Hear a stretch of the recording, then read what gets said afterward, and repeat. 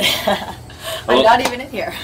Hello everyone and welcome back to another episode of The Raw Perspective. I'm Ben, 113 degrees, and this is Lauren.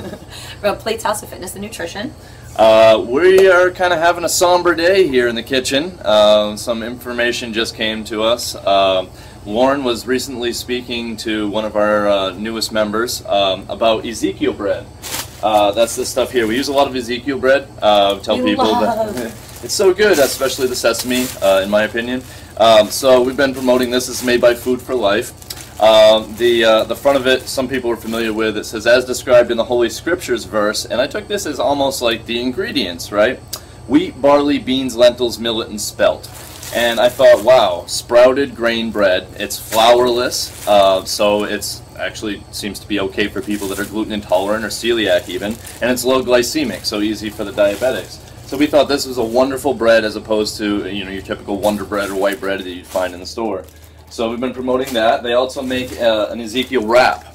So this is, again, sprouted grains, same verse on the front. You know, you would think that would be great. So when she's reading this to our new client, she reads organic sprouted soybeans, which totally stops us in our tracks because we don't promote soy for many reasons. The most biggest one, of course, is the isoflavones that are in soy. You have to ferment soybeans.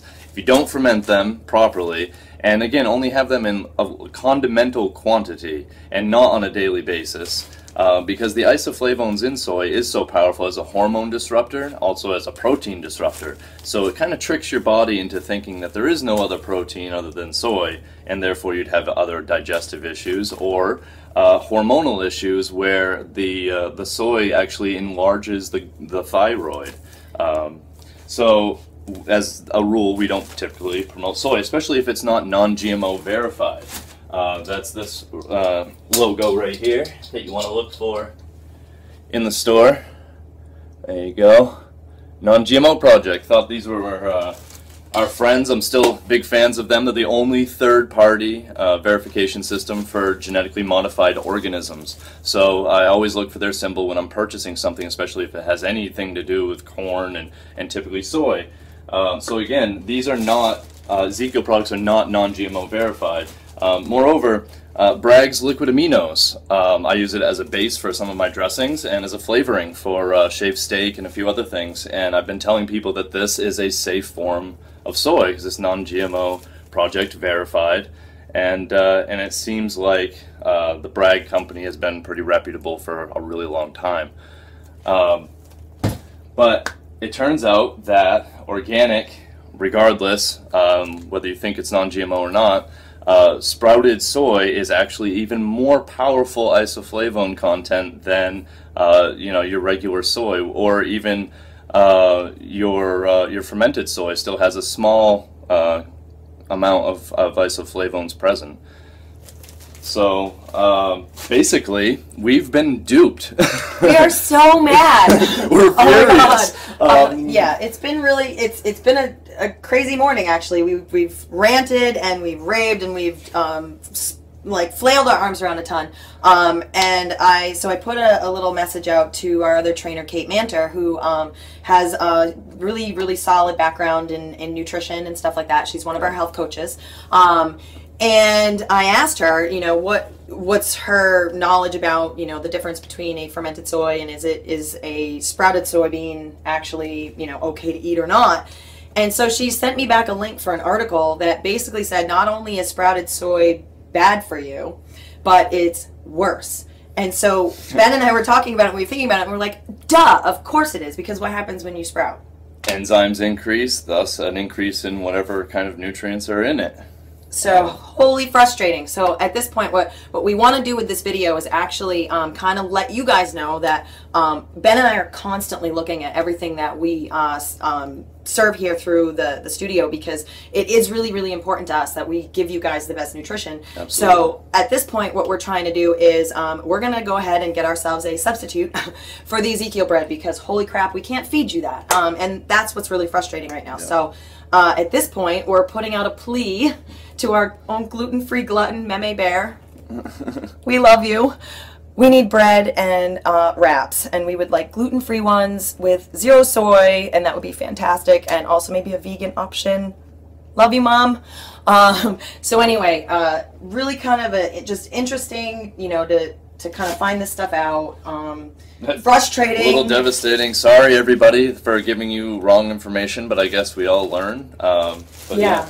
And so then, you know, this also kind of triggered a question between Ben and I. We're like, did we just not even read the ingredients to start with? Somehow we never read it, I guess. So a couple of things could have happened with that. I think they may have changed the ingredients, or it's actually possible that I've been eating it for a couple of years and have never read it because I honestly thought it was quality stuff. So, and this is a true illustration of how important it is that no matter what the package says on the front, because nowhere on the front in here does it say soybeans, and I'd be interested to find out if, you know, that's also true in the Ezekiel 4:9 verse, if it doesn't have that in there, which I would assume it didn't. It most definitely does not. Okay, so there you go. But anyway, so you have conflict front and back. That's why you really, really, really need to, every single time you pick up any kind of food, even if it's something you've been eating forever, like seriously, years and years of this stuff in my face. Check the label all the time. Read it, because stuff changes. Companies try to save money, and they change ingredients on you, and the product looks the same, but the list on the back looks a little bit different, and you don't realize it until you read it. So, yeah, we won't be eating this crap anymore. Also, just want to close with the conclusion to this is small amounts of soy, not every day, only if you have a healthy thyroid, probably only if you're female, because of the phytoestrogen increase. It's really not necessary for a male. And women have a higher rate of thyroid issues. So most definitely. So most women aren't, especially in this day and age with all the chemical pollution and GMOs in our food. Anyways, we all have enlarged in thyroidic issues at this point.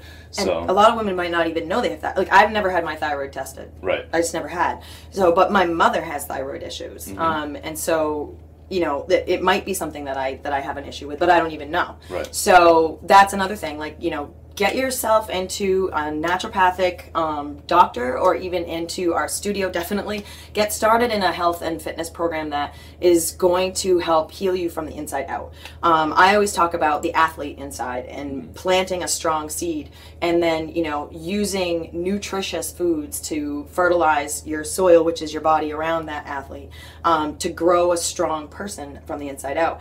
And doing that, you have to, with, you know, all the things that Ben can teach you, you got to listen, because it makes a huge difference. 6 months ago, I had a completely different nutrition plan.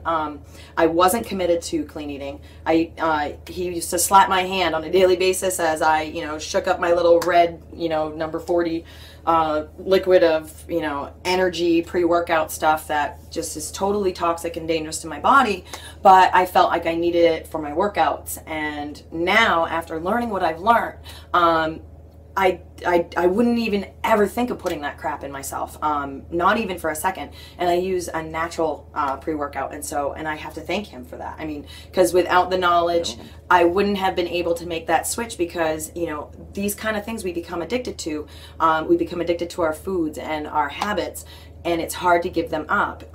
But if you give yourself the teachings that you need to help you make better choices, it's easier to kind of slough off things that you're maybe struggling with and are huge hurdles in your life. So in closing, I'm really glad we learned this, because I'm psyched about not putting that crap in my body anymore. Most definitely. But it's sad, because holy smokes, Ezekiel, like you've been duping me all this time, and it's a little creepy. Just a little bit creepy. I shed a tear this morning. Yeah. All right. Well, we love you all something fierce. Thank you, folks. Yeah. And take your kelp. That helps with thyroid issues. And thank you for the raw perspective. Absolutely, anytime. And that was fantastic. And that's us from Plates House of Fitness and Nutrition and 113 Degrees Natural Catering and Raw Foods.